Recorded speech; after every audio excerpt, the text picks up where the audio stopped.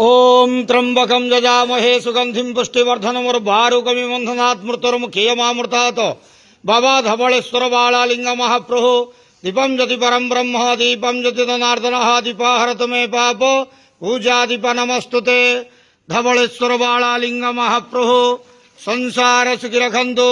आज शुभ सोमवार रे समस्त श्रद्धालु भक्त मानक आश्रीपद करंतु, मनस्कामना पूर्ण करंतु, कर्मक्षेत्रोन्नति करंतु, ग्रहरिष्ट खंडन करंतु, जगतर मंगल करंतु, विश्वर कल्याण करंतु, आपणकर नाम प्रकाश करंतु, सेवकर डाक श्रवण करंतु, समस्त गुआवसा भक्त मानकर मनस्कामना पूर्ण करंतु।